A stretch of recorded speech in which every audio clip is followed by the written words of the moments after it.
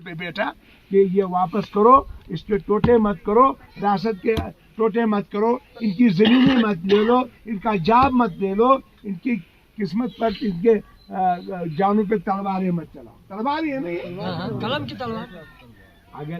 अगर वो लोग मायूस थे, आप सारे लोग हमारे मायूस, क्या मायूसी खुशी में बदली नहीं? बदली। मानते हैं ना?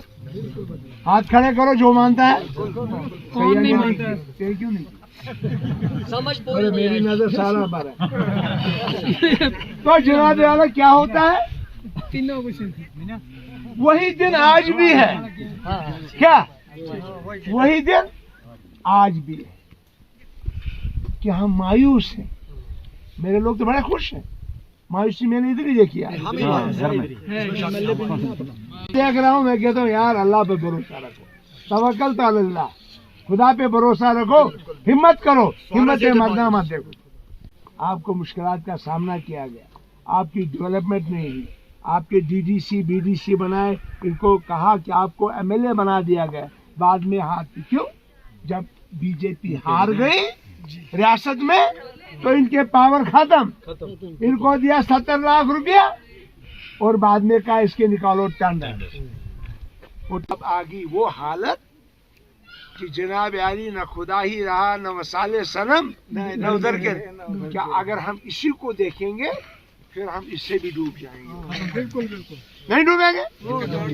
अभी बच्चे ने मुझे कहा कि मेरा एग्जाम था एएसआई का, सब इंस्पेक्टर पुलिस का, फॉर्म भरना जैसे गोली लगी। ला इलाहा इल्लल्लाह। मैंने कहा यार 32 साल का लड़का तो एलिजिबल है, इसका फार्म तो होना चाहिए।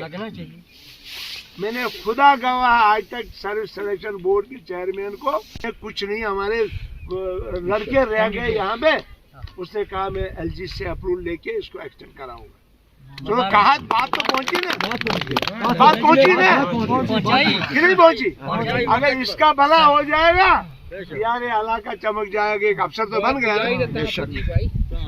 तो उसने एसआरओ 296 बनाया, 288 बनाया, 286 बनाया कि जहाँ गुजर है वहाँ गुजर लड़का ही लगेगा। मैं बिल्कुल वो एसआरओ भी खत्म।